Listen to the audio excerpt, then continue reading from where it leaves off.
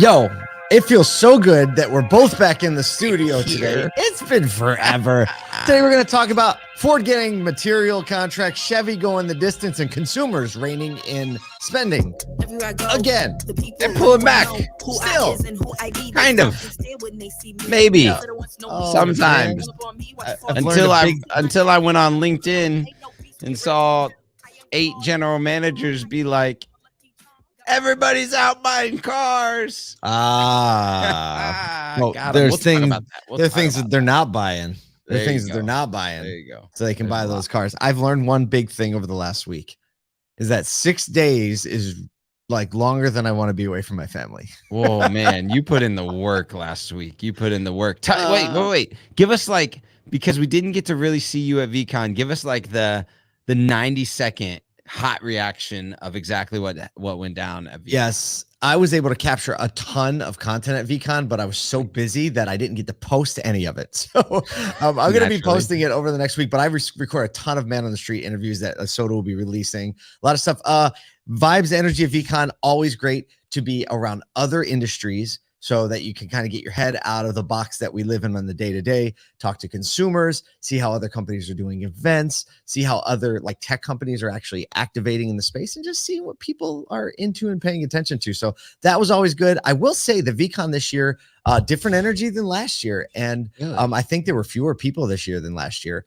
They crushed the field day the day before. The main event, I didn't see nearly as many speakers and stuff, or I didn't go to as many sessions. As I thought about it, I was like, it probably has a lot to do with the fact that NFTs and, crypto has lost a lot of momentum over the last year. It wasn't just promoted as like, the Gary V conference, right? It's very, very like heavy into Web3 NFT space was the target of that particular. It's not like a marketing conference or like a content conference. It's very heavy into that as far as the promotion is. So, they have their lanes, waning landscape there. If their lanes are side stages. And again, like I didn't participate. I had last year, it was like I went to so many sessions. So this year it was definitely different. And that just goes to show you consumer sentiment really does affect what people are willing and not willing to spend their time on. If you just think about it, last year at VeeCon, NFT values were high, ETH was higher, and especially in the Vayner organization, right? Their NFTs, like Gary's V friends, have still held a lot of their value, and people who bought early still are doing okay. But the people that bought at the peak, right? Yep. They lost at least half of the value, right? It's not like a lot of the other projects where it went to zero, half or more. So you got to think, man, when you lose half your money, your enthusiasm just kind of like, I guess I'll stay home this year. I believe it's in what Gary's so building. We'll see if like the recovery happens in especially ETH in the NFT world, like, and whether that changes the mood around there. But I'm sure the energy, just like the vibe around the event, the way the event was thrown was whole nother. The coolest stage I've ever seen in my life. But I saw the opening keynote was Jesse Itzler.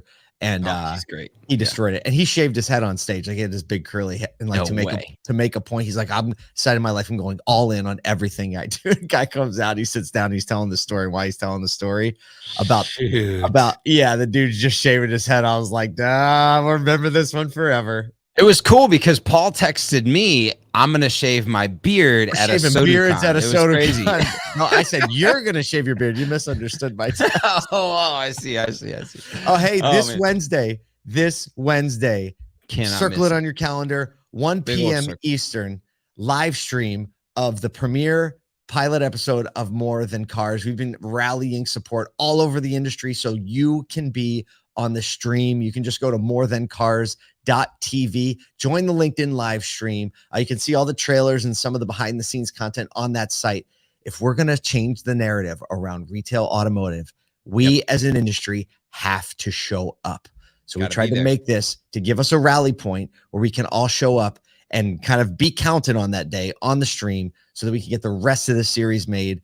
And the response to everyone who's seen this show or segments of the show so far have been like responses like, this needs to be made. Yeah, this needs to be made. Well, speaking of making things. Oh, yeah. Segue.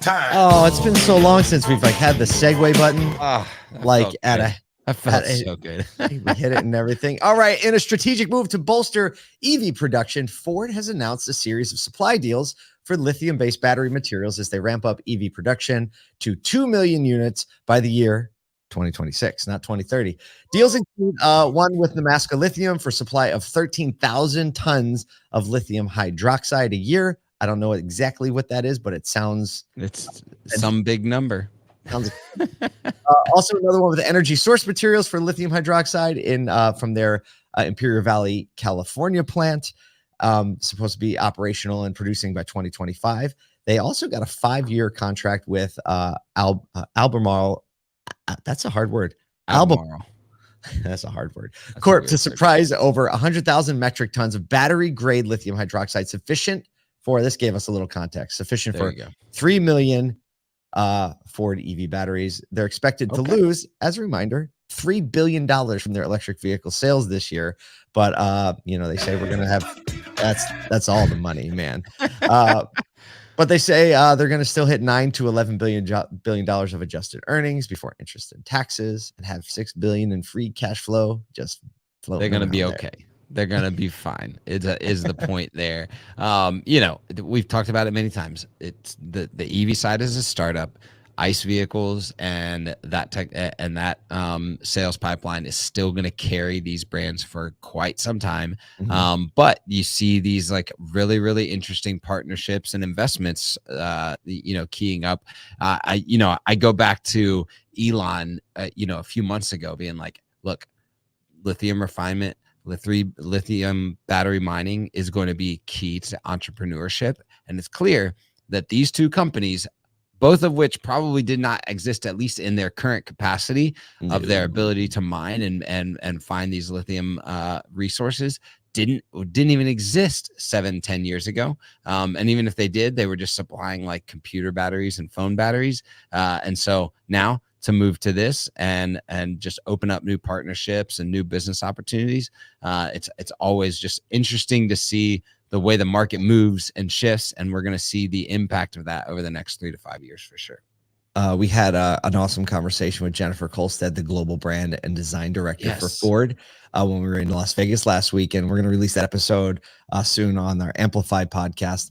And we actually got an invite to go out to Ford's Experience Center in Detroit. So we go out there, maybe we'll see some tech and get a couple of secrets. But speaking of EV technology, segue time. All right, in a surprise announcement, I love surprise announcements when they're good. GM released an upgrade to the Chevy Silverado EV work truck's range, boosting it to an EPA estimated 450 miles on a single charge. This is 50 miles more than originally anticipated. They said, "Hey, we're gonna hit 400-mile range." But they said, quote, "Our engineering team long targeted 400 miles of range, but they were able to go above and beyond to achieve the increase over the past several months. Extensive development and testing unlocked an increased 450-mile range. This figure, paired with the ability to charge at 350 kilowatts, makes the Silverado EV work truck the choice electric pickup for fleet buyers' needs. After all, the truck wears," I love this part, "after all, the truck wears a Silverado badge. It's made for tough jobs." Got to leave it to the PR / marketing collab on that one. Slam that marketing branding right in there. Just, you know, shove the little PR words. This is, look, everybody has been talking about the key to success is getting vehicles closer to or above 600-mile range. And for a truck to be able to pull 450 miles out of its range, quite impressive. I'm sure that there'll be a lot of energy toward this launch. I'm interested to see kind of how consumer behavior for reservations or intrigue or search results over this next week because of this announcement change. Because a 450-mile range truck, that's a bold proposition. I actually saw Steve Greenfield shared an article where NIO is finally announcing that they believe they have a 600-mile range vehicle. Now, we talked to NIO last week, like, those cats over there don't make cheap vehicles. You know what I mean? But even still, like moving consumer marketing or the consumer marketplace into a 600-mile range is the target. But kudos to GM for putting in the work and you know, like everybody was already excited about the 350, 400-mile range, but for them to go over the 450, great for the market, I think, and it's gonna probably bring more people into looking at EVs than maybe would have in that 350-mile range. So anecdotal story. Give it to us. I drove a Toyota Land Cruiser from Indianapolis to Syracuse, New York on Saturday. Right. And Land Cruisers have that big fat Toyota V8 engine in it that gets like 14 miles to the gallon. Yeah. Nom, nom, nom, right? And I have to say, if I had a 450-mile range Silverado, I would have gotten home faster because I had to fuel up twice. And whoa. And one of those fuel ups, right? You have to stop and you get something to eat. Like it would have been no problem for me to quick charge, for 20 or 30 minutes. And I actually would have made it home sooner if I was driving a 450-mile range EV. How about that? Okay. Oh, that's a big story right Just there. Just thought of it right now. However, the Land Cruiser one of 18 people terrible. In the country driving a 13 mile per gallon car still. But I'm going to be broke in about 3 months. Speaking of being broke. Oh, man. Amazing. Oh, man. Hey, according to some new government and earnings data, consumers are a little bit exhibiting more than frugal behavior, focusing on things like essentials and seeking affordable alternatives as inflation continues to squeeze. Even they're stating that high income earners are starting to pull back on large discretionary purchases. Neil Sanders, managing director of an analytics company called Global Data, says a consumer slowdown is underway. Growth is a lot more sluggish than it has been for quite some time, and retailers are reporting quite stark changes in consumer behavior. Now, one of the stark changes is a little bit different in its tune. Value-based Walmart is still winning as they reported over a 7% year-over-year store sales increase. Their chief executive from Walmart US, John Furner, said we do see higher purchase rates of categories like prime beef versus regular grade beef. You see trade ups in apparel and marketplace, and that's definitely being driven by some of our new higher income customers. So the track down here is it's not that higher income customers aren't buying these things. It's just that they're moving to more affordable options. Really interesting, especially when you relate that to auto and the heightening price point of new cars. And I'm interested to see the shift in value-based shopping potentially happening in the auto industry, similar to how it's happening in the consumer packaged goods industry. The article does also talk about that sales like cosmetics are still very, very strong, not showing any signs of waning. That's what they call it's like the lipstick effect or whatever they call it. Like when you're paring back on some discretionary purchases, there's still this element of like the things that give you like this affordable luxury. I'm going to buy the nice makeup. I'm going to buy the nice beef. That's coming into effect. They're starting to see that effect more and more where there's a decline, but in these certain segments, luxury goods, especially lower price luxury goods, are going up. And, this is just, it feels like it's been a very slow depreciation on the consumer mindset or purchasing, because we've been hearing like stories like and around this for quite a while.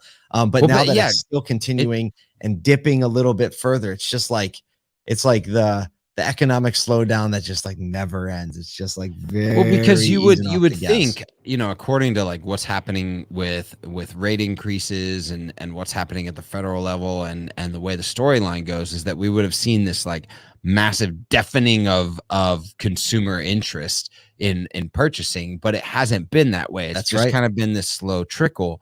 And maybe, hey, I'll tell you what, maybe I'll give maybe the Fed a little bit of kudos in like this slow walk toward potential recession, and maybe we don't see it because like nothing ever takes that full on drop off, right?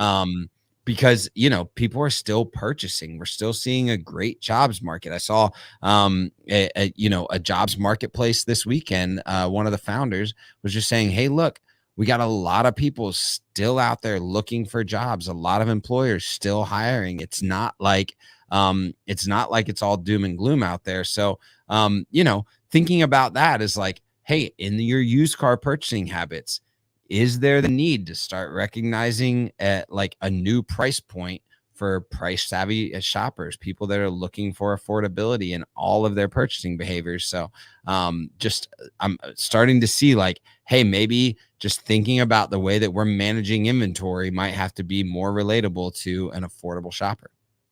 All right. Hey, we just want to make sure we always like Michael. Good morning.